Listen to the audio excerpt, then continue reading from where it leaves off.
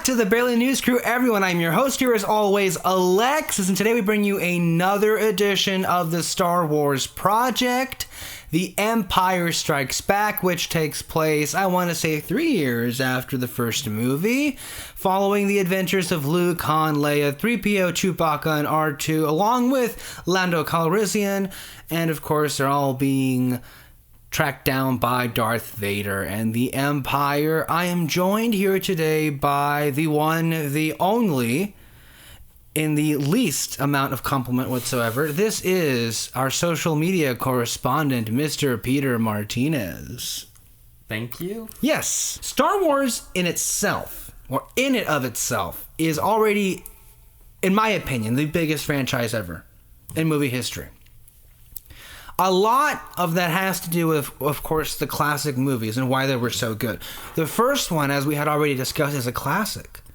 But really, nearly everyone you talk to, in terms of quality, Empire Strikes Back is the movie everyone turns to. We're like, man, that was great. I think people say that because it had the best overall story throughout the entire series. And a lot of people say it was at its darkest. I never really saw it as dark, per se. But I guess, in today's day and age when everything's dark and gritty, it doesn't seem as dark. But maybe back then it was much darker. But it just took the characters that we knew and fell in love with in the first movie and just gave them a whole new setting and direction in which to push them. And that was very different for sequels even nowadays, because a lot of sequels will try to retread what it did with the first one because it was so successful. And Star Wars was very successful during that time. So it would have been very easy for them to try and remake A New Hope, basically. But they really went out there and gave you a completely different story, and a great story with great new characters and setting. And it really just gave the saga feeling to Star Wars. And a lot of that, again, giving credit where credit is due. A lot of the things that Peter said came to fruition, not because of 20th Century Fox, but because of George Lucas. Yeah. He had the vision, and he had the story. He brought along Lawrence Kasdan, who wrote the screenplay, who is also doing the screenplay for The Force Awakens, may I add. Mm-hmm. So that's an added bonus. And of course, he took a backseat to this. And the reason why Empire Strikes Back, in my opinion, and the opinion of other people, why it took such a different turn was because he brought in a seasoned Hollywood actor by the name of Irwin Kershner, who, he directed this film. And by all intents and purposes, there are improvements in terms of the acting, the chemistry, the sets. I mean, everything really in this movie was better. And a lot of that had to do with the director, Irvin Kershner. Again, I have to say, I just don't buy, I don't want to bring back the prequels into this, but if you do want to see those, go on the Barely News Crew. There are really interesting videos on the prequels of the Star Wars Project, if you haven't seen them already.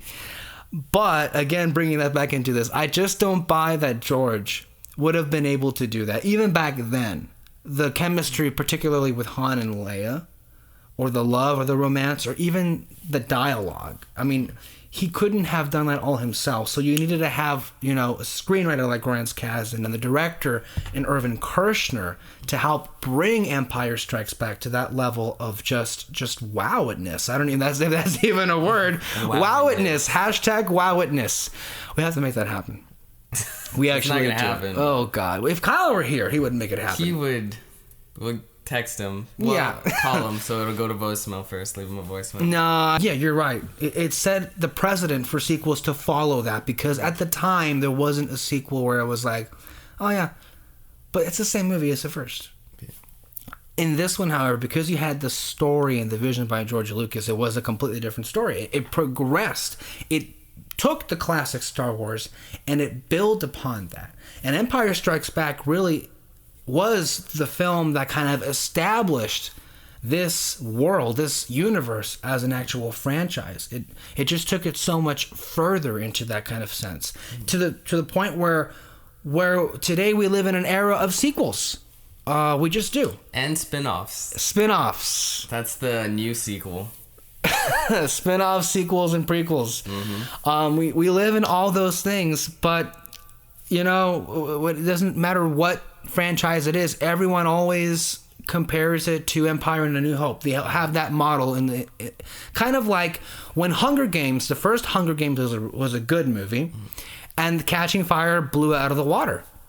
That's pretty much the model we use, like Captain America and the Winter Soldier. There is just no comparison which one is the better movie. They both may have been good, but you know which is the better one. When the sequel manages to outdo the original, that's when you can apply the Empire Strikes Back to a Star Wars scenario. Anyone you hear someone making a sequel to a movie that was well received, they try to say this is going to be our Empire Strikes Back. Exactly. And with good reason.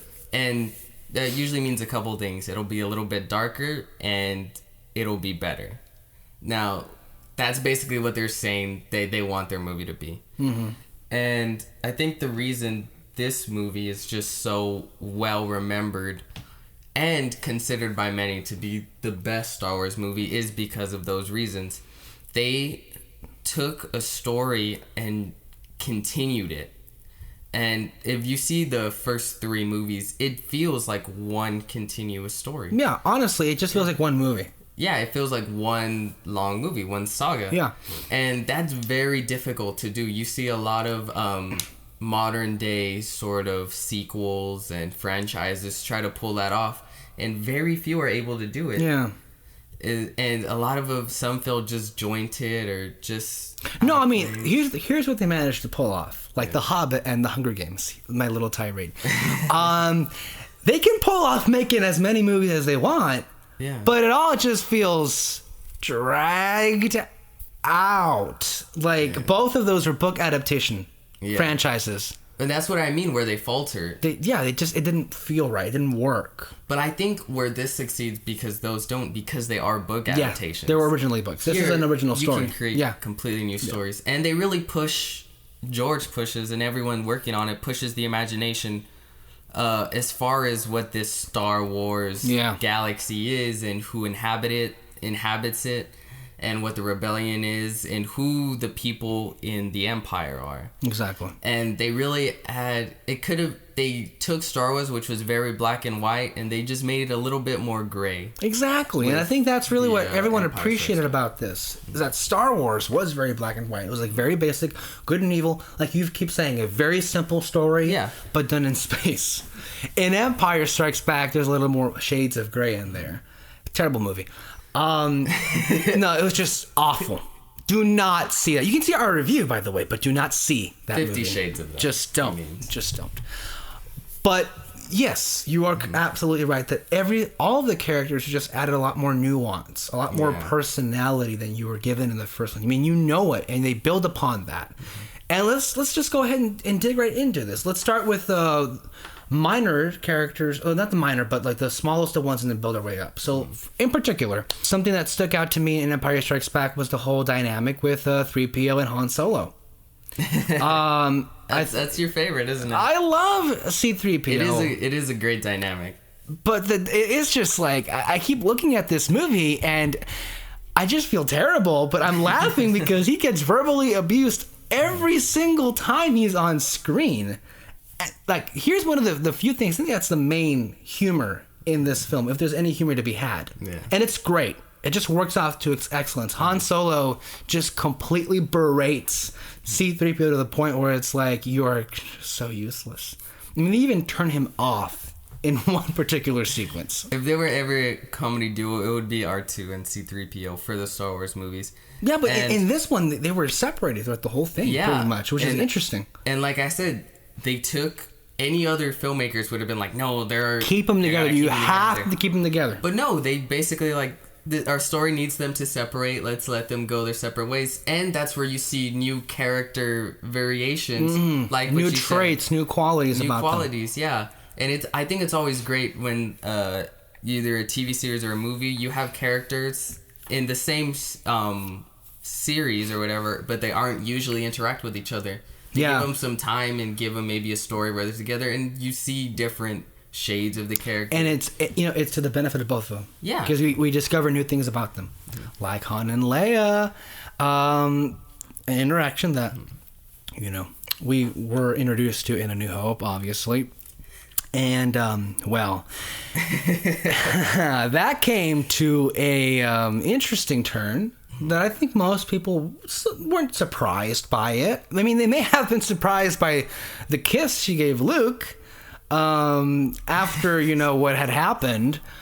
But Han and Leia, I do have to say, look, this is one of the few romance storylines or plot threads in big franchise films that actually works off in every single way. Yeah. Because what you see nowadays especially is that when they try to string in a romance or a triangle, it's very been there, done that. They don't even bother to try anything new with it, and really it just becomes something you dread every time they cut back to it.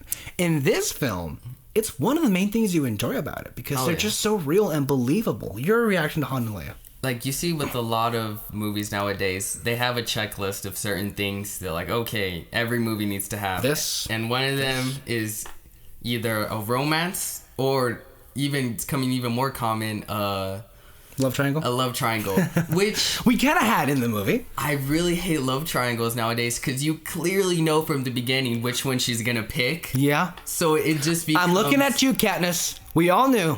Everyone We knew. all knew. And it's very clear. And with this, they almost pulled a love triangle, but yeah, they tease you with it, but they don't. I mean, that's... for many reasons, I'm glad they don't. For a lot, okay. But damn, you really believe. First of all, you have to believe in the characters. Yeah. For a love triangle to work and care about the characters, and they pulled that off since the first movie, and they really further that here. And you want them to end up together. That's another thing that that really makes romances work. And you think, again, what we keep pointing to is that in the original movie, they were very one note, right? Han and Leia. Oh yeah. To an extent, but by adding Irvin Kershner, a seasoned Hollywood director, who gets great performances out of this actor, you can see his effect in this movie. How Han and Leia just become much more nuanced. They become much more believable because there's just so many layers that are added to them by putting them together that you just buy them so much more, that they're real people. There's a reason why in the official Star Wars trailer, when you saw Leia kind of embrace Han, that a lot of people just it got them right there, you know. They felt it like, oh. And it's mainly because of this movie. This movie really made you fall in love with them falling in love. And really, like, it's my favorite line, and probably a lot of people's favorite lines to define their love. It not only showed the romance they had with each other, but it also kept with the character traits, and it kept with true to who they were. And that's, of course, the scene when Han is gonna be turned into carbonite. And she says, "I love you," and he's like, "I know." Which we do have to mention, you know, that was completely improvised by Mr. Harrison Ford. George, with all due respect, isn't capable of that kind of witty dialogue. In other words, I just love how Harrison knows, even though it's been well documented, Harrison isn't the most fond of Star Wars or the original. Although now he is. I think he's grown to appreciate it. Yes, now he is. Back then, not so much. So that's why he would always tease, kill him. But even when he didn't like Han or find him very interesting, he still knew him and he still got him. And that's how great of an actor he is, that he knows his characters. And it's like, no, Han wouldn't do that. That's not Han Solo. And when he pulled that off, like, I love you, I know. I mean, that in itself, aside from so many other quotable lines from this movie, is just iconic. And I think that's another reason why this movie is considered one of the greatest movies of all time, is because of the talent behind it. You have actors that know who their characters are, and they'll call out when they'll say, like, you know what, my character won't do this. And they'll try something, they'll go for something, and it'll work. And if it doesn't, they won't use it. And the way you have a talented director and a talented mind like George Lucas, who he's very talented to have come up with such an imaginative world. And when you have a collaboration of many talented people, you're gonna get something special. Exactly. And even when you least expect it, like for any sequel, especially nowadays, you add in new characters, right? Just to throw some new characters into the story. And well, you get here Billy D. Williams with Lando Calrissian, and I'm not sure who the actor was, but Boba Fett. Yeah, he's the coolest guy in the galaxy. Right? He's just so with the swagger. So smooth. He pulls off a cape so well. You wouldn't have expected it. He just like walks out and he has like his swagger and the suave like about him, and it's just like, damn. I mean, a lot of that does come directly from Billy D. Williams. Exactly. That's just his charm. He has actual charm. Not looking at someone in particular. Yeah. But he's just like, he's so cool. And I've said this so many times, but, a lot of people's like, oh, the coolest guy is Han Solo. You know what? He's way cooler. Yeah. He's so much cooler. Like, when there's no comparison. Pull off a cape like that. You have your own little city in the sky. You're way cooler. Yeah, and it's always interesting how at first we have that reaction, right? But then it's revealed that he kind of ratted our heroes out when we're kind of like upset with him. But then he quickly redeemed himself, because really, when we look at Lando, it's not like he wanted to do it. He had very little choice, but in the end, it all worked out. He was also supposed to be the new Han.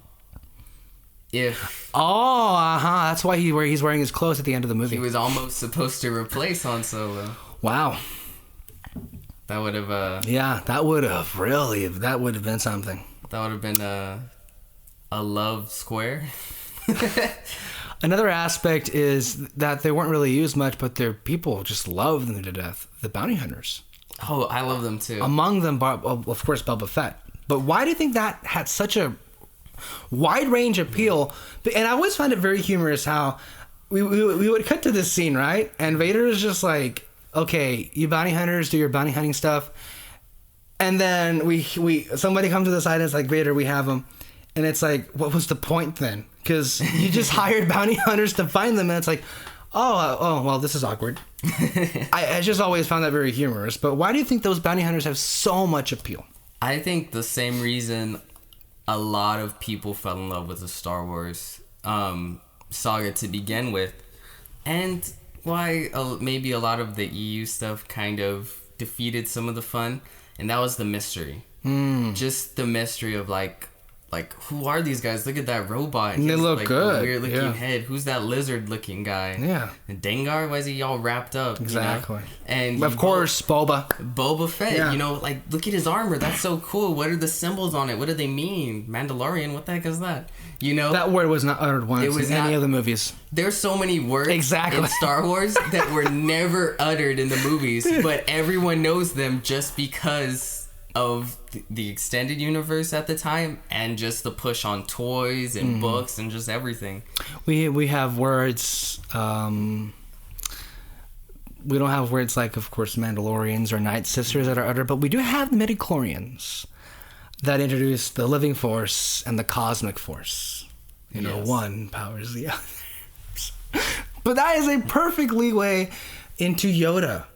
Yoda, this is, of course, the introduction of Yoda to the Star Wars, universe. And with all intents and purposes, this is one of my all-time favorite characters, not only in Star Wars, but in cinema history. Oh, yeah. When he's first introduced, you're like, okay, what the hell is this little frog Kermit thing? Like, he's fun to watch. He's a cool little guy. But the reveal that he's actually the master that Luke has been searching for. And, of course, Yoda is introduced to tie in with Luke's overall progression as a character. Right, because at the beginning he gets separated. He gets, I guess, a Skype call from Obi-Wan to go and find Dagobah and find Yoda. He finds Yoda, not what he was expecting, and it just takes off from there. Your reaction to Yoda? Well, it was very interesting because if I'm remembering correct, I think I'd seen all the prequel movies before I even got to Empire. So I think I'm with you on that one. That's how I saw the movies first, yeah. And I remember thinking, this is a very different Yoda.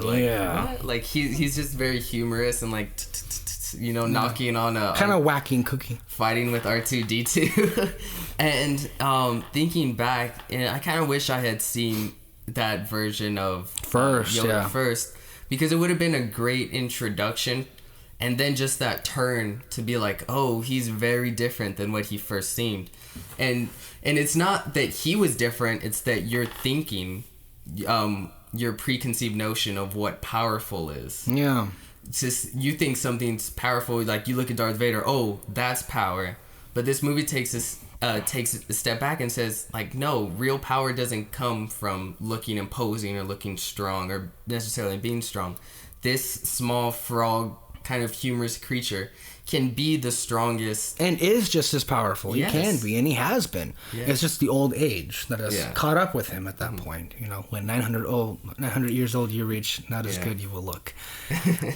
And the whole speech pattern with him as well is just great. It's like I'm gonna use the quotable lines like "size matters not," "look at me," or like "do or do not," "there is no try." The whole structure of his speech is so like upside down, and you just love it.